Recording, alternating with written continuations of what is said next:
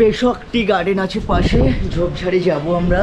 এখানে আমাদের ডাব কাটা হচ্ছে আর রুম থেকে বেরিয়ে এই যে ব্যালকনি থেকে শুধু ভিউটা দেখো। আরে এটা বাঁশের তরকারি ভাই, আমি কোনোদিন খাইনি। এই জায়গাটা কিন্তু একটা গা ছমছমে ব্যাপার আছে, কারণ চারিপাশে পাইনের জঙ্গল।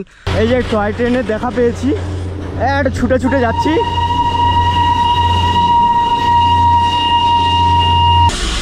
ভেতরে আগুন জ্বলছে দেখতে পাচ্ছ, কয়লা দিচ্ছে, আর এর সাহায্যে কিন্তু টয় ট্রেনটা চলে। কি বাঙালি, কি খবর? ইয়েস, কি বাঙালি কি খবর। পাহাড় থেকে নিশু তোমাদের জন্য এত সুন্দর একটা বার্তা পাঠালো, তাহলে কমেন্ট বক্সে জানাও কি খবর। এখন বর্তমানে আছি তাকদাতে, কিন্তু এর পরের ডেস্টিনেশনগুলো একটু ভিন্ন ভিন্ন। আমাদের গাড়ি আসছে, গাড়িতে করে আমরা প্রথমে যাব তিনচুলে, তারপরে ওখান থেকে যাব তারপরে ওখান থেকে কোথায় যাব সেটা না হয় ওখানে গিয়ে বলবো। চলো।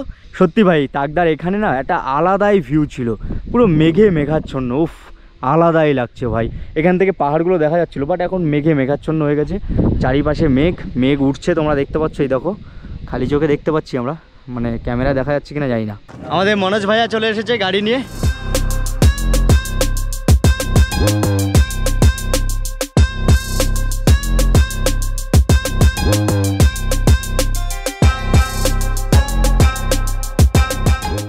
এই জায়গাটার নাম হচ্ছে গুম্বাদারা ভিউ পয়েন্ট। ওই যে দূরে দেখতে পাচ্ছ ওখানে কালিম্পং, আর ঠিক ওর পরে যেখানে মেঘে ঢাকা রয়েছে, দেখা যাচ্ছে না এখন, যদি ক্লিয়ার থাকতো মেঘটা তাহলে ওখানে দেখা যেত গ্যাংটক শহর। আর এই দিকটাতে রয়েছে কাঞ্চনজঙ্ঘা, বাট এখন হোয়াইট, কারণ হচ্ছে সাদা মেঘে আবদ্ধ হয়ে গেছে। আর দারুণ ভিউ পয়েন্ট ভাই, দারুণ ভিউ পয়েন্ট। আমি ভাবছি এখানে একটু ড্রোন চালাবো, আর সেই ড্রোনের মজাটা তোমরা এখান থেকে নাও। দেখো আলো আলো আকাশ, দেখো আকাশ তারায় ভরা, দেখো যাওয়ার পথের পাশে। গুম্বাদারা ভিউ পয়েন্টটা জাস্ট অ্যামেজিং। তোমরা যদি এই তাকদা এইদিকে আসো তাহলে অবশ্যই গুম্বাদারা ভিউ পয়েন্টে আসবে। এখানে আলাদাই মজা ভাই, আলাদাই ফিল, আলাদাই ভাইব। এখানে আবার ঘোড়া সাফারির ব্যবস্থা রয়েছে, তোমরা চাইলে কিন্তু ঘোড়ায় করে রাইড করতে পারো। भैया ये कितने का है एक जन का?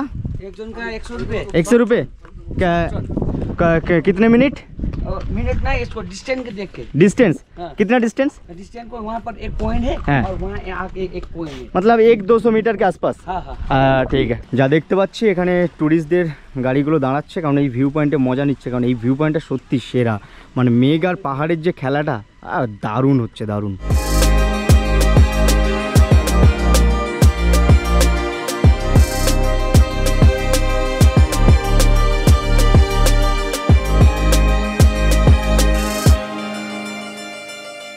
এখন আমরা এসে গেছি ত্রিবেণী ভিউ পয়েন্ট, যেটাকে আর কি লাভার্স ভিউ পয়েন্ট বলা হয়। আমি আর আমার এক গার্লফ্রেন্ড মিলে চলে এসেছি আমাদের লাভার্স ভিউ পয়েন্ট। পেশকটি গার্ডেন আছে পাশে, ঝোপঝাড়ি যাব আমরা। ওফ, এনজয়িং। এটা এখন দেখানো যাবে না। ত্রিবেণী ভিউ পয়েন্ট, যেটা আর কি লাভার্স ভিউ পয়েন্ট নামে পরিচিত, সেই ভিউ পয়েন্টটা থেকে জাস্ট ভিউটা দেখো। নিচে তিস্তা বয়ে চলেছে, ওদিকে পাইন গাছ, এদিকেও পাইন গাছ, চা বাগানও রয়েছে মাঝে মাঝে, আর পাহাড়ে পাহাড়, মেঘও খেলছে ওদিকে। উফ, জাস্ট আলাদাই ভিউ পয়েন্টটা। এই লাভার্স পয়েন্টে এখানে কিন্তু বেশ অনেকগুলো স্টল রয়েছে, যেখানে কিন্তু খাবার দাবার পাওয়া যায়, ফলও আছে, ডাবও রয়েছে। এ কিতনে কারকে হ্যাঁ দিদি?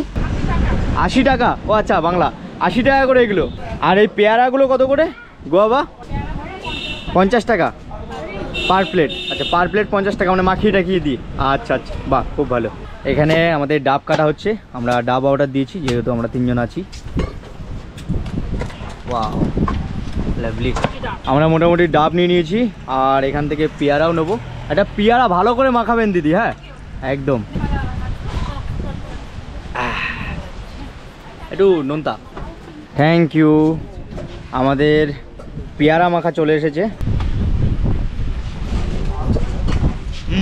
ভালো মাখিয়েছে, পেয়ারাটা মিষ্টি আছে। দারুণ বড় পেয়ারা।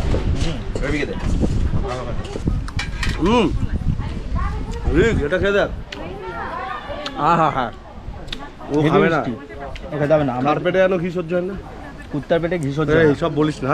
अरे कहना क्या चाहते हो? अब हम कहाँ जा रहे हैं? पेशकटी गार्डन। अच्छा, अब हम जा रहे हैं पेशकटी गार्डन।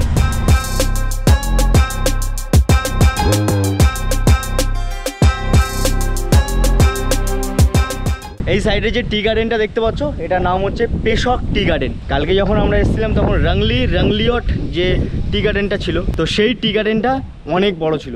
আর এই টি গার্ডেনটা কেমন, চলো ভেতরে ঢুকে দেখা যাক। পেশক টি গার্ডেনে ঢুকছি এখন আমি। চারিপাশে দেখতে পাচ্ছ চা গাছ, আহা অপূর্ব দৃশ্য। ওয়েদারটা ঝলমলে ওয়েদার, কারণ এখন সূর্য উঠেছে আর গরমও লাগছে বেশ। দার্জিলিংয়ের সুন্দরী, আহা সেই চা বাগান দেখতে যা অপূর্ব সুন্দর লাগে না। আমরা সেই বুম্বাদাস সিনেমাতে দেখতাম চা বাগানের মধ্যে বুম্বাদা, ঋতুপর্ণা, রচনা এরা নাচানাচি করে আর কি। তো সেই চা বাগানের মধ্যে এখন আমরা চলে এসেছি। আমার সঙ্গে যদি একটা ঋতুপর্ণা থাকতো তাহলে আমিও নাচতাম। এই চা বাগানটাও কিন্তু বেশ সুন্দর, ওপর থেকে ঢালু হয়ে একদম নিচে সমতলে মিশে যাচ্ছে। অ্যাকচুয়ালি চা বাগানগুলো এরকমই হয়, ওপরের দিকে একটু উঁচু, নিচের দিকে এরকম ঢালু হয়ে যায়। আহা আর এরকম পাহাড়, উফ কি দৃশ্য ভাই, আলাদাই লাগছে, দারুণ।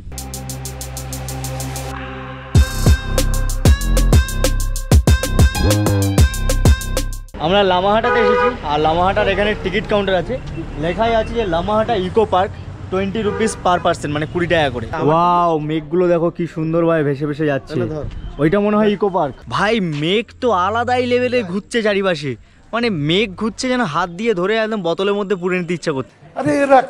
এই লামাহাটার ইকো পার্কটা একদম নিচ থেকে উঁচু উঁচু হয়ে গেছে, মানে একটা সিঁড়ি সিঁড়ি ব্যাপার আছে। এই যে দেখতে পাচ্ছ এরকম পাথরের সিঁড়ি।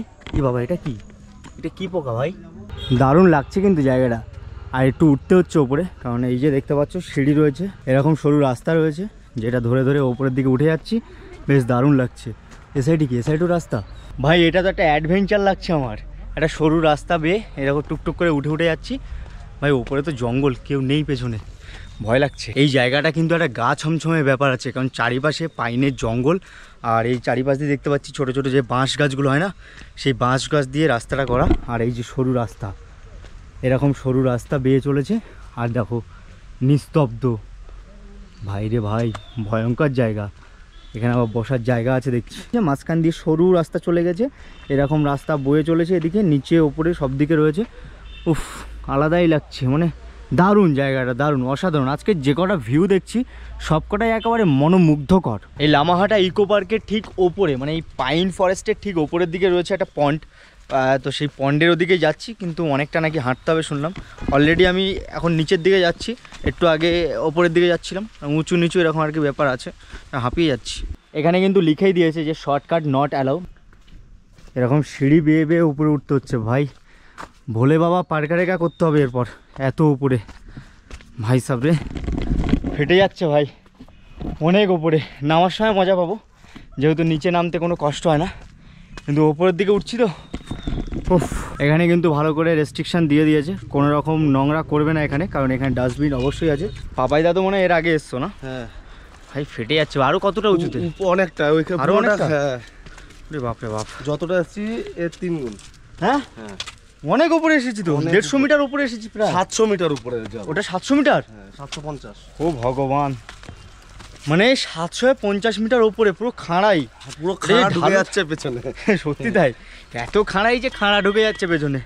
যাই হোক, সৌন্দর্য জিনিসের জন্য অপেক্ষা করা ভালো। 700 মিটার খাঁড়াই হেঁটে এখন আমরা উপরে উঠছি লেক দেখার জন্য, ইকো পার্কের মজা নিচ্ছি।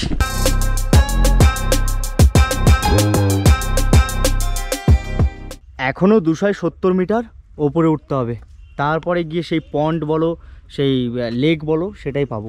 ওপরে উঠতে কষ্ট হচ্ছে ঠিক, কিন্তু এই যে চারিপাশটা সাজানো গোছানো আর সরু একটা রোড, উফ অপূর্ব সুন্দর লাগছে। একটা অ্যাডভেঞ্চার আছে, সৌন্দর্য আছে, কষ্ট তো আছেই, কারণ কষ্ট না করলে কেষ্ট ফলে না। ঠিক তেমনটাই কষ্ট করে যেমন উঠছি, নিশ্চয়ই ওপরে কোনো ভালো দৃশ্য আছে যেটা তোমাদেরকে আমি দেখাতে পারবো। আলাদাই ভিউ ভাই, আলাদাই ভিউ। চারিপাশে দেখতে পাচ্ছ পাইন গাছের মধ্যে মেঘে ভর্তি, আহা হা আলাদাই লাগছে। শুধু একটা চিতা এসে যদি হামলা করতো একটা আলাদাই কন্টেন্ট হয়ে যেত। কি বলছেন কি? চিতা এসে হামলা করলে আমার কন্টেন্ট হতো, ভিউজ বাড়তো, কিন্তু আমি আর থাকতাম না। সরি ফর রং ইনফরমেশন, এটা 700 নয় 750 মিটার। যাই হোক, অবশেষে 750 মিটার ওপরে উঠে সেই লেকের ওখানে চলে এসেছি। এবার দেখি যে এই লেকের এখানে এক্স্যাক্টলি কী আছে যার জন্য মানুষ এত উপরে উঠে আসলো।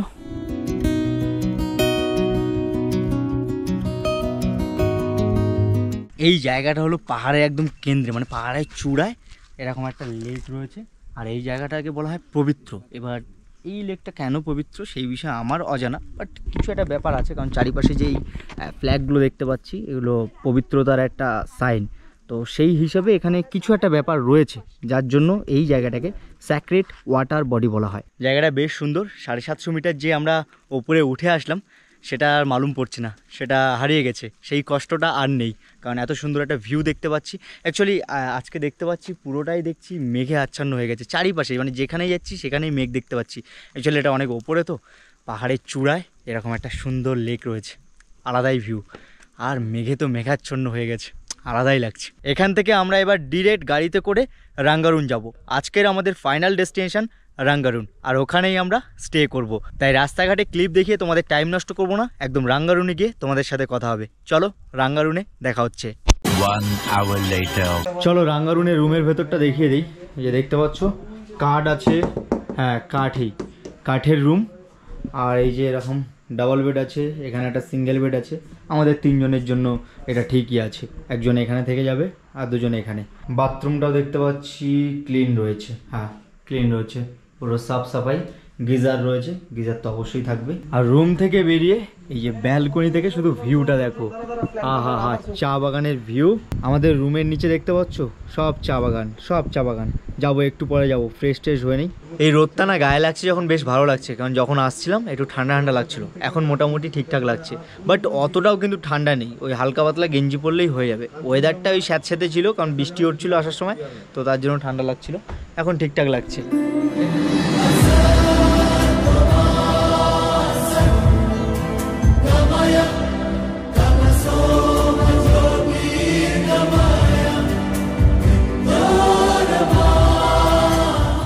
ওই যে দেখতে পাচ্ছ ওটা হলো দার্জিলিংয়ের সিটিটা, মানে যেখানে আর কি ম্যাল ট্যালগুলো আছে, সেই সিটিটা হলো এই আঙুরের ডগায় যেখানে দেখতে পাচ্ছ ওখানে। আর এই দিকটাতে যদি নসিব ভালো থাকে তাহলে আমি কাঞ্চনজঙ্ঘা দেখতে পাবো, তবে আজকে না, কাল সকালে। এখানে একটা ঝাল পাওয়া যায়, এই যে এরকম গোল গোল টাইপের ঝালগুলো। ভাই এই ঝালগুলো মারাত্মক লেভেলের ঝাল, খেলে ভাই সকালবেলায় পোঁত দিয়ে ঝাল গু বেরোবে। হোমস্টের এখানে যেটা কিচেন সেকশন আর কি, কিচেন ডাইনিং বলো সব একসঙ্গে। এখানে সেই সাদা ভাত, ডিমের একটা তরকারি, ডিম আলু দিয়ে, এখানে ডাল, আর এটা আলু ভাজা ব্যাম্বো বাঁশ, আচ্ছা বাম্বু। আরে এটা বাঁশের তরকারি ভাই, আমি কোনোদিন খাইনি। আচ্ছা, আর এটা শাক আছে, আর এখানে পাঁপড়। চলো স্টিলের থালা ফালা দিয়ে দিয়েছে। এখানে আন্টি আঙ্কেলটাও আছে, আর খাওয়া দাওয়া হবে। এখানে যতগুলো আইটেম আছে সবগুলোই মোটামুটি পাহাড়ি এলাকায় আমি খেয়েছি, কিন্তু এইটা খাইনি কখনো। তো এটার একটা ছোট্ট রিভিউ হয়ে যাক। আসলে বাঙালি একটু বাঁশ দিতে যেমন ভালোবাসে, তেমন বাঁশও আজকে খাবে। এতদিন পাহাড়ে এসেছি, কোনোদিন এই বাঁশের কি বাঁশকোড়ল কোনোদিন খাইনি, তো একটু রিভিউ হয়ে যাক। টেস্টি ভাই, সেরা খেতে তো। এটা আলাদাই খেতে, দারুন। ফুলকপি বাঁধাকপি দেখবে তার নিচে যে গোড়ার যে অংশগুলো থাকে না, সেগুলো ভাজা করে খেলে যেমন স্বাদ লাগে ঠিক তেমনটাই। ভালো ছিল, খারাপ না, কারণ বাঙালি যেমন বাঁশ দিতে ভালোবাসে ঠিক তেমন বাঁশও খেয়ে নিল। আচ্ছা, রাঙ্গারুনের আমি অনেক ভিডিও দেখেছিলাম, তো অনেক দিন ধরেই আসবো করে আর আসা হয়নি। বাট ফাইনালি আমি রাঙ্গারুনের এখানে আসলাম। আর রাঙ্গারুনের সেই ব্রিটিশ আমলের টি এস্টেট, যেটা আর কি অনেক বছরের পুরনো। এখন সন্ধ্যা হয়ে গেছে, ওই যে ঝিঝি পোকার ডাকগুলো তোমরা শুনতে পাচ্ছ, কারণ আজকে আমরা অনেকগুলো জায়গায় গেছিলাম, তো তার জন্য একটু লেট হয়ে গেছে এই রাঙ্গারুনে ঢুকতে। যেহেতু সন্ধ্যা হয়ে গেছে তাই জন্য আজকে আর ব্লগটা আমি কন্টিনিউ করছি না, কালকে সকালবেলায় রাঙ্গারুনে দেখা হচ্ছে। চলো গুড নাইট সকলকে। এখনও গুড নাইট হয়নি পাহাড়ে, বাট আমার দিক থেকে গুড নাইট হয়ে গেছে, কারণ আর আমি রাতের বেলায় ভালো ক্লিপ পাচ্ছি না, হাঁপিয়ে গেছি ভাই। খাওয়া দাওয়ার পরেই বেরিয়ে পড়েছিলাম একটু টুকটুক করে হাঁটার জন্য।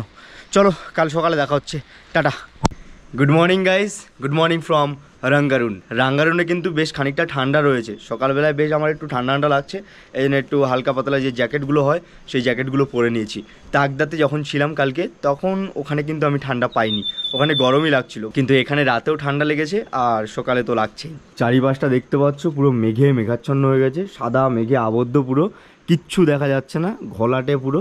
আমি ভেবেছিলাম যে এখানে ড্রোন উড়াবো, কিন্তু একটু ক্লিয়ার না হলে তো আমি ড্রোন উড়াতে পারবো না, কারণ এর মধ্যে যদি আমি ড্রোন তুলে দেই তাহলে ড্রোন যে কোথায় উড়ে পালিয়ে যাবে তার কোনো ঠিক ঠিকানা নেই। তো তার জন্য একটু মেঘটা ক্লিয়ার হোক, তারপরে দেখছি যে ড্রোন টোন ওড়ানো যায় কিনা। ড্রোন তো ওড়াবো অবশ্যই, মেঘ ক্লিয়ার হোক আর না হোক ওয়েট করে যাচ্ছি। ক্লিয়ার তো অবশ্যই হবে, পাহাড়ে মেঘ আসে আবার যায়, ঠিক যেমনটা ফাঁক বয়দের কাছে এক্স। ড্রোনটা হাতে করে আনলাম, এবার দেখা যাক কখন এই সাদা মেঘটা হালকা সরে গেলেই আমি ড্রোনটাকে টুক করে তুলে দেবো। এই যে আওয়াজটা দেখতে পাচ্ছ, এটা কিন্তু ঝর্ণার জলের আওয়াজ। এইখান থেকে দেখতে পাচ্ছি ছোট্ট করে একটা পাহাড়ি জল, মানে ঝর্ণার জল যে বয়ে বয়ে আসছে। আর এই যে এই সরু তার মতো দেখতে পাচ্ছ, যে কালো কালো তার, এটা কিন্তু তার নয়, এটা হলো পাইপ।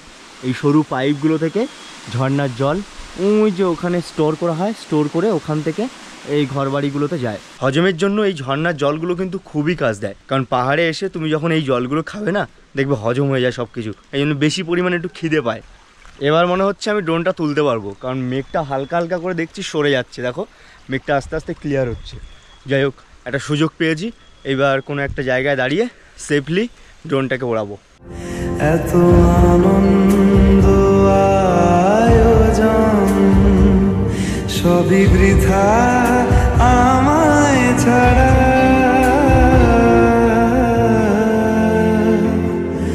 ভরে থাকুক আমার মুঠো, দুই চোখে থাকুক ধারা, এলো সময় রাজার মতো, হলো কাজের হিসেব সারা। ড্রোনের শটগুলো তোমাদের কেমন লাগলো সেটা অবশ্যই কমেন্ট বক্সে জানিও। এখানে অ্যাকচুয়ালি প্রচুর ক্লাউড, তার জন্য আমি ড্রোনটাকে হয়তো ঠিকভাবে ওড়াতেও পারলাম না, কারণ চারিপাশে মেঘাচ্ছন্ন। আর আমার এই ম্যাভিক মিনিটা হচ্ছে যেখানে সেখানে দৌড়ে পালিয়ে যায় কানেকশান, যখন মানে রিমোটের থেকে যখন ওর কানেকশানটা দূরে হয়ে যায়। আমরা রাঙ্গারুনের যে হোমস্টেটাতে আছি, সেই হোমস্টের নাম হচ্ছে গিয়ালচেন হোমস্টে। দার্জিলিংয়ে এসে চায়ে চুমুক নয়, দার্জিলিংয়ে চুমুক দিচ্ছি। এদের এই চায়ের এই স্মেলটা না, এটা দুর্দান্ত। ঘুম ভাঙলো? কোদ উল্টে ঘুমাচ্ছিল ভাই এরা, এ আর রিকদা, মানে এই দুটোর সঙ্গে এসে কি ভুল করেছি। গুড মর্নিং, কি ঘুমাবো সকালবেলা উঠে। রিকদা আর এই যে পাপাইদা দুজন কাপেল। আমাদের ব্রেকফাস্ট আজকের চাউমিন আন্টিরা বানিয়েছে, আর আন্টিদের হাতে একদম খাবারের স্বাদটা না অপূর্ব। বহুত আচ্ছা খানা বানাতো আপ লোক। সাথে কিন্তু আবার এরকম দেখতে পাচ্ছি স্যুপ আছে। এ স্যুপ কিসকা হ্যাঁ? চিকেন কা? এক স্যুপ হ্যাঁ, আচ্ছা আচ্ছা। ডিমের স্যুপ দিয়েছে এখানে। যাই হোক, মোটামুটি আমাদের ব্রেকফাস্টটা কমপ্লিট করি, তারপরে কথা হবে।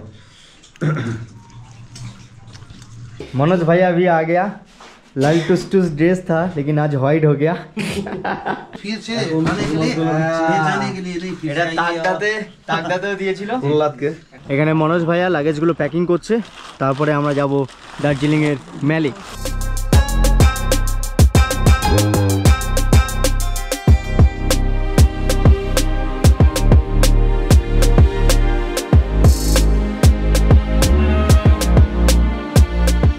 এখন আমরা বাতাসিয়া লুপের ওখানে দাঁড়িয়েছি। 50 টাকা করে টিকিট কাটতে হয়, তো টিকিট কেটে কোনোদিন আমি ভিজিট করিনি। তো যাই হোক, 50 টাকা করে টিকিট এখানে কাটি। Per head. এবার আস্তে আস্তে যাবো ভিতরের দিকে। Thank you.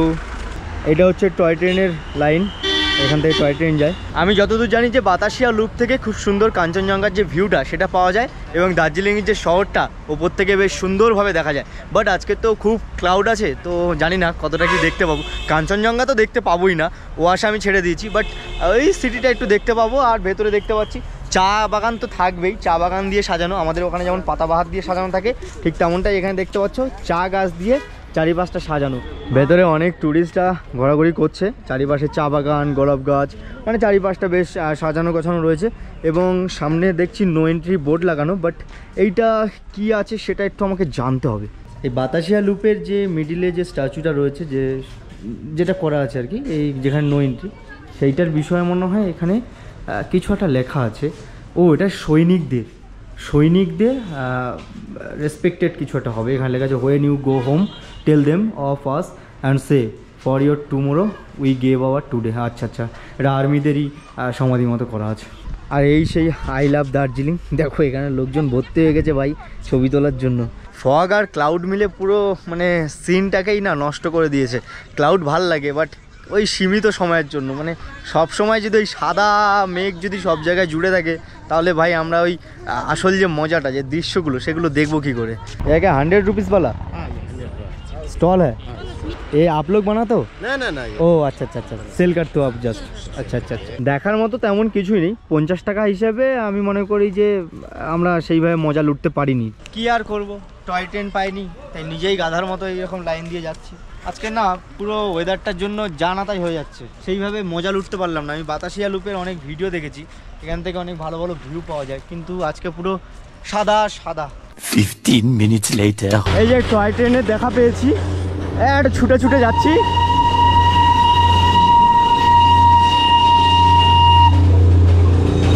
যাই হোক, টয় ট্রেনে দেখাটা পেলাম।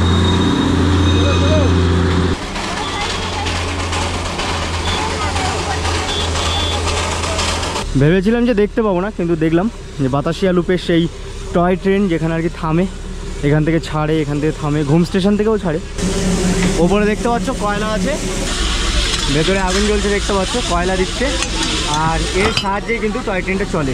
দেখতে পাচ্ছ ধোঁয়াটা কিভাবে উঠছে, কারণ কয়লার ধোঁয়া একদম আকাশে উঠে একবারে মেঘের সঙ্গে মিশে গেছে। এখানে সিনেমা শ্যুট হয়েছে, সেই সিনেমাগুলো এখানে দেখতে পাচ্ছি, পোস্টারগুলো সেগুলো চিপকানো আছে। তোমরা এখানে এসে এরকমভাবে সাজগোজ করে কিন্তু ছবি তুলতে পারো। 50 টাকা করে নেবে, এরকমভাবে ড্রেস পরিয়ে তারপরে ছবি তুলে দেবে তোমাদেরকে। যাই হোক, বাতাসিয়া লুপের এখানে আমাদের মোটামুটি ঘোরাঘুরি কমপ্লিট। টয় ট্রেনটা দেখে নিয়েছি, একটু মনের দিক থেকে শান্তি পেয়ে গেছি। একদিন না একদিন এসে অবশ্যই টয় ট্রেনটা চড়বো। আজকে যেহেতু হাতে সময় নেই, তার জন্য আর চড়তে পারলাম না, কারণ এখন একটু ম্যাল ঘুরবো, খাওয়া দাওয়া করবো, তারপরে কেনাকাটি আছে, তারপরে আমাদেরকে আবার এখান থেকে সেই এনজিপি যেতে হবে, কারণ রাতে আমাদের ট্রেন। তাই এখানে আর বেশি টাইম নষ্ট করলাম না, চলো।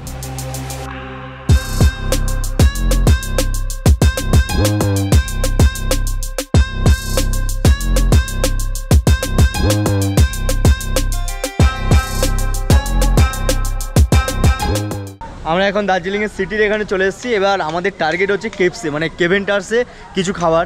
এখন তো দুপুর হয়ে গেছে, প্রায় 1টা বাজতে যায়। দুপুরে লাঞ্চটাই করি। অ্যাকচুয়ালি মানুষে আসে কেভেন্টার্সে ব্রেকফাস্ট করতে, কিন্তু এখন কিছু করার নেই, এখন দুপুর 1টা বাজে, এখন আমরা কেভেন্টার্সে লাঞ্চ করব। মেনু কার্ড তো দেখতেই পাচ্ছ, কিন্তু মেনু কার্ডে আমি কোনো কিছুই দেখবো না। এখানে আমার একটা জিনিসের প্রতি লোভ আছে, সেটা হলো এই প্ল্যাটারটা। এখানে মিট লোভ, সালামি, তারপরে হট সসেস এগুলো থাকে। তুমিও কি এটা খাবে? আচ্ছা, কি আছে স্যার? তুমি কি খাবে, পর্ক না চিকেন? সেটা পরে বলবো। এখানে আসলে এই প্ল্যাটারটা আমার খুব ভালো লাগে। এই যে মিট লোভ, চিকেন সালামি, তারপরে এখানে যে চিকেন সসেজ আছে, আর এখানে ওই দুটো ফ্রাইড এগ। দেখো, খাওয়ার সময় আর কোনো কথা বলছি না, একটু খেয়ে নেই, তারপরে বেরিয়ে কথা বলছি, কারণ এই খাবারের ভিডিও অলরেডি আমি দার্জিলিংয়ের অনেক ব্লগে দেখিয়েছি।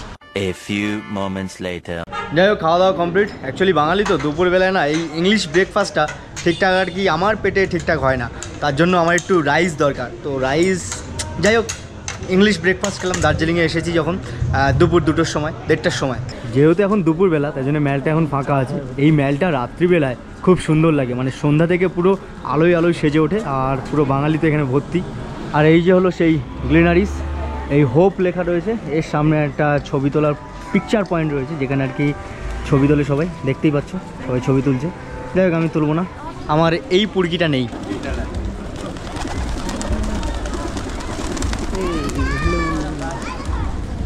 এরকম জনশূন্য শুনশান ম্যাল আমি এর আগে দেখিনি।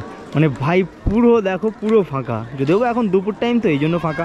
সন্ধ্যাবেলা এখানে কিচকিচ করবে, কারণ এই সাইডটা দেখতে পাচ্ছ, এই সাইডটা হচ্ছে সব বন্ধ দোকানগুলো, এই সাইডেও লোকজন নেই, স্ট্রিট ফুডগুলোও নেই।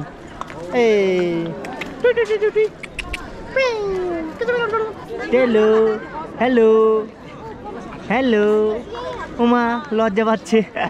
মোটামুটি এখন ম্যালের এখানে কিছুটা সময় কাটাবো, তারপরে আবার সেই গাড়ি ধরে এনজিপি, দেন বাড়ি।